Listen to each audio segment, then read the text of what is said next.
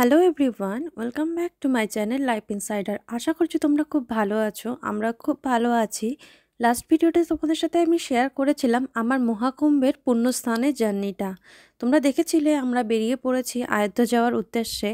তো আয়োধ্যা যাওয়ার পথে আমরা কি কি ফেস করেছি, আমাদের সাথে কি কি হয়েছে, ঠিকমতো আমরা পৌঁছতে পেরেছিলাম কিনা, পুরোটাই তোমাদের সাথে শেয়ার করব এই ভিডিওটাতে। মহাকুম্ভ থেকে ভালোভাবে বেরিয়ে আমরা আয়োধ্যা যাওয়ার পথে একটা রেস্টুরেন্টে দাঁড়িয়েছিলাম খাওয়া দাওয়া করার জন্য, কারণ স্নানের পর সবারই প্রচণ্ড খিদে পেয়ে গেছিলো।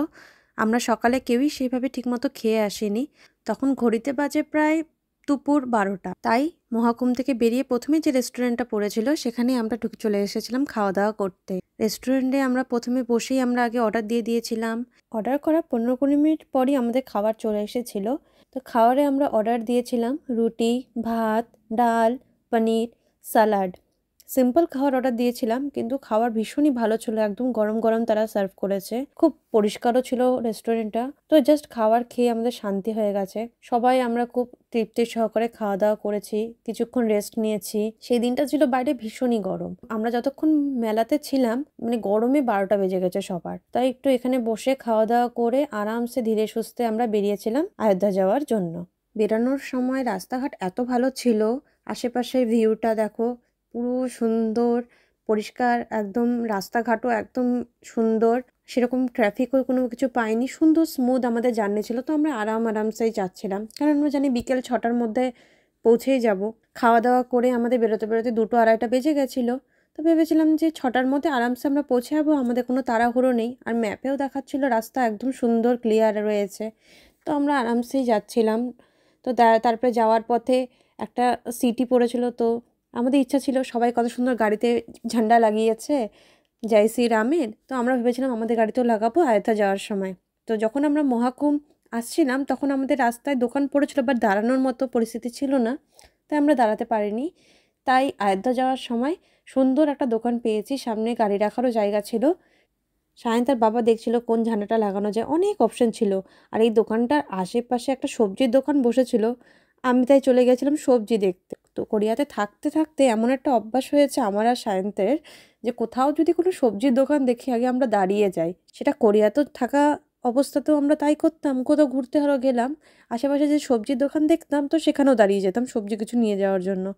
তো এখন দেখছি এখানে এত ফ্রেশ ফ্রেশ সবজি। তো তাই আমি দেখছিলাম যে এখানে কি কি আছে, বাড়িতে নিয়ে যাব নাকি, তাই ভাবছিলাম। তো আর এরই মধ্যে আমাদের ঝান্ডা সিলেক্টও হয়ে গেছে। তাই এখানে বাবা ঝান্ডা লাগাচ্ছিল, আমি তাই একটু হেল্প করছিলাম দাঁড়িয়ে থেকে। কি ভালো লাগছে না গাড়ির সামনেরটা ঝান্ডাটা লাগানোর পর, পুরো চান চান লেগে গেল। আশেপাশে দেখবে প্রচুর গাড়ি যাচ্ছে, সব এগুলো আয়োধ্যা যাচ্ছে। প্রতিটা গাড়িতে এভাবে রামলালার ঝান্ডা লাগানো ছিল। ভীষণ ভালো লাগছিল, সবাই যাচ্ছে অযোধ্যা, চারিদিক দিয়ে সমস্ত গাড়ি, বাইরের এত ট্যুরিস্ট। কিন্তু আমরা জানতাম না যে আমাদের জন্য সামনে এত বড় কিছু একটা অপেক্ষা করছে। এই জায়গা থেকে আরও 1.5 ঘন্টা জার্নি করার পর আমরা এসে পুরো স্ট্রাক হয়ে গেছি। মানে না আমরা এগোতে পারছি না পিছাতে পারছি। আমরা ভাবলাম যে সামনে দেখাচ্ছে 30 মিনিটসের মধ্যে জাম্প ক্লিয়ার হয়ে যাবে ম্যাপে। তা নাহলাম ইটস ওকে, দাঁড়িয়ে যাই। আধা ঘন্টা থেকে সেটা যখন 1 ঘন্টায় গিয়ে দাঁড়ালো, তখন আর আমাদের পেশেন্স কাজ করছে না যে কি হলো হট করে, যে এখানে এতক্ষণ তো জাম ছিল না।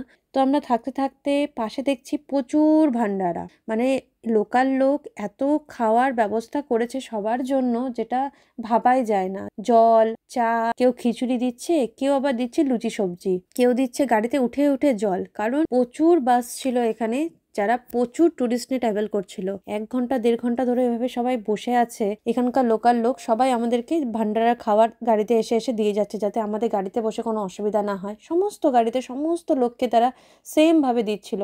কোনোভাবেই এই জ্যামটা 2 ঘন্টা হয়ে গেল, তাও ক্লিয়ার হওয়ার নাম নেয়নি। লাস্টে আমরা কোন ভাগ্যে একটা ইউটার্ন পেলাম। তো সায়নকে বললাম যে সাইডে আরেকটা রাস্তা দেখাচ্ছে, গলি গ্রামের রাস্তা, চলো ওটা দিয়ে একবার ট্রাই করে দেখি, হাইওয়েতে ওটা কানেক্ট হচ্ছে। জাস্ট ইউটার্ন নিয়ে আমরা এই গ্রামের রাস্তায় ঢুকেছি। ফার্স্টে ভাবলাম যে আমরাই হয়তো এই রাস্তা নিচ্ছি, বাট না, ভেতরে এসে দেখি আমাদের মতো প্রচুর গাড়ি এই গ্রামের রাস্তাতে যাচ্ছে। তোমরা বিশ্বাস করবে না, গ্রামের লোকজন হয়তো এত গাড়ি এই রাস্তায় কোনোদিনও তারা দেখেনি। ওরা সবাই বাড়ি থেকে বেরিয়ে এসে আমাদের ভিডিও বানাতে শুরু করেছিল সমস্ত গাড়ির।